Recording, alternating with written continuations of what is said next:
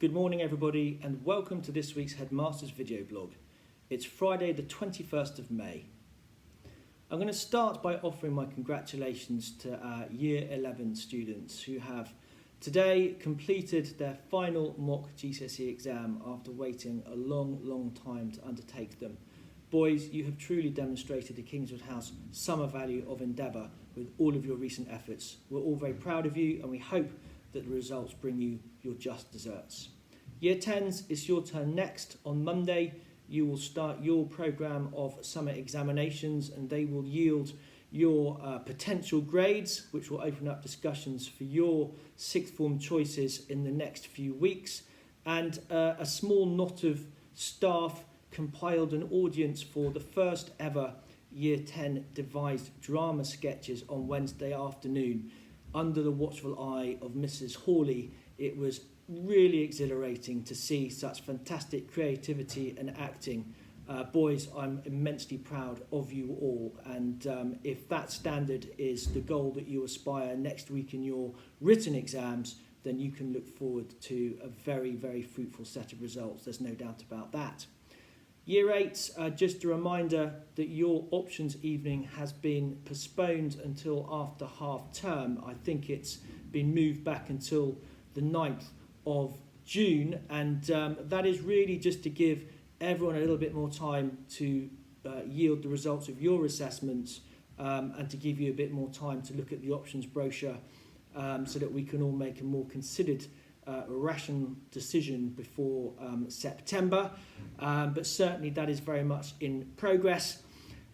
Miss Foster has put together a fantastic online music concert this week. Again, it charts the real potential of our boys across the age and ability ranges, and I'm looking forward to seeing one of these concerts in the flesh. But in the meantime, thank you to Miss Foster for putting that together, and it really is exciting to see the talent on display. And in general, when you look at the arts enrichment from last term and again the languages this term, it is wonderful to see such teaching and learning around the subjects and beyond the classroom. And on a related note, thank you to Madame Taylor and Madame Swift for all of their work during the first half of term for languages enrichment.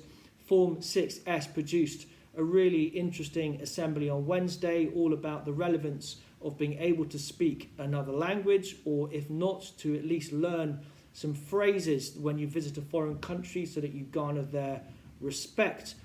Boys, I thought you did a great job.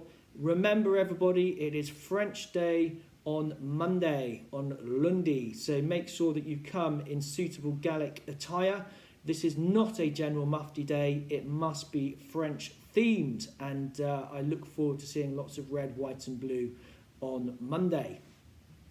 Today we've got the first Duke of Edinburgh excursion for over a year. Miss Patel is our Duke of Edinburgh coordinator and she's been in post since September, and we have not been able to do any trips whatsoever until now. We were hopeful that the weather in May was going to be conducive, but obviously it's blowing a bit of a gale at the moment, but I think it should be dry. So I think over 40 of our senior pupils are attending that practice trip today with Mr. Henry, Mr. Lordy, and as I say, Miss Patel. So we really wish you well, and I'm sure it will yield some interesting photographs and experiences, but I hope you have a great time, boys. Well done to Mrs. Chandler and our fantastic catering team. Earlier this week, they were subject to an unannounced environmental health inspection, and on top of all of the restrictions due to COVID, they produced an outstanding effort and passed with flying colours. Ladies, we are immensely proud of you. Thank you and very well done. Parents, you will have seen a note from Mr. Henry earlier in the week with some good news, which is that after half term you will be warmly welcomed to attend home fixtures. There are still some conventions to adhere to, the most significant being please remember the hands, face, space. Do bring your own refreshments because we won't be able to supply any, and do of course please apply a healthy dose of common sense to the latest government guidance, but it will be fantastic to welcome you back for home fixtures after half term. Finally, I spoke to the boys amongst many other things about mobile phones in assembly. We have noticed that not many have been handed in and not many are finding their way into lockers in senior years. So we had an amnesty of an hour or two after assembly for phones to be handed in and phones to be put away. It goes without saying that this is a site where mobile phones are not permitted for all sorts of reasons, primarily for safeguarding purposes, and any individual who has a mobile phone on their person that is not handed in can expect to be having a conversation with me. I would ask you to please reiterate that to your sons over the course of the weekend and make sure that due process is followed. If you're unsure what to do, contact your form teacher or your divisional head in the first instance, or refer to the parent handbook, please. Right, on to mentions in dispatches. Well done to Maya for being positive, cheerful and working hard for Mrs. Lambert. Well done to Hugh Hunter for showing great determination and resilience with handwriting. To Kieran Pantlin for great enthusiasm in history. And to Harry Roberts for beautifully presented work from Miss Smith. Well done in 5F to all of you from Miss Forbes for your fantastic assembly last week. To Peter Summers for mathematics. To Ed Bishop and Henry Shern for organising a French themed stall for Marlborough House Day. Benji Adams, well done to you for your discussion work in geography from Mrs. Seaver. To Oscar Emmett for outstanding maths recently. Fraser Blythe for great persistence across all areas of the curriculum and digging deep when the going gets tough. I love that. Well done, Fraser. Into 6L, Mrs. Lindley, very pleased with all of you practicing in readiness for your upcoming assembly.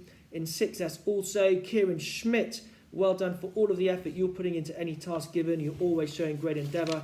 And Freddie Taylor has been commended for really great circle work art in maths. 7BA, James McDowell has just taken this week's work in his stride, says Mr. Barrett.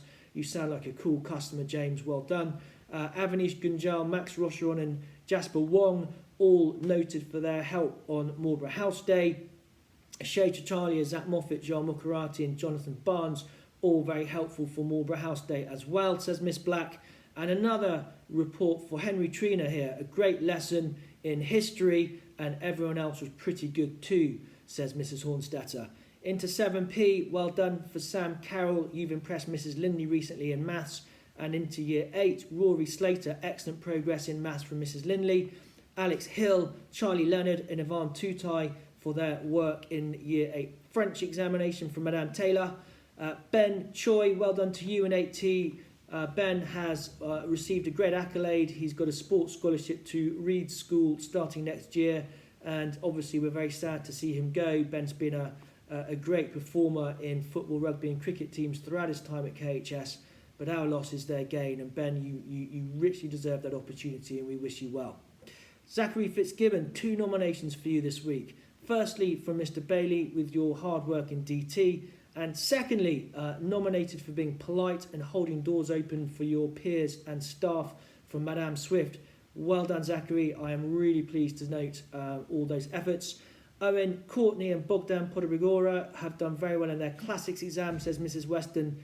And Patrick Gray, who's only been here for a matter of days, scored a grade 7 in history. He's only had 1 lesson since being at Kingswood House, and he's been out of school for a little while, but he still managed to not only sit the exam, but excel.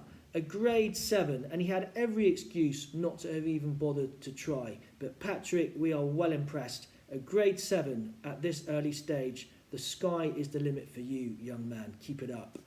Into the seniors, Will Hamilton, Jack Bunyard Ames, Barnaby Hill have shown really keen interest in science work recently, says Miss Black. Joe Seeger and Jack Bunyard Ames, great work in history. They're very excited to be learning about NATO, which is the latest topic in a week or two's time. And moving forward from that, we have James Giles and Pete Duncan for really good focus on an inspector calls. They've put together their own documentary. Well done, boys. And Theo Venzelar Penny has scored 15 scores of 100% for Active Learn Online French. Eddie Fisher in year 10, just constantly exuding the kind of qualities we like to see, being cheerful, smiley, kind, altruistic. He personifies the Kingswood House way every day, says Mrs. Hornstetter. And Ollie Savage, well done to you for your work on the Pythagoras theorem, says Mrs. Lindley. Crikey, that sounds pretty complex. Well done, Oliver.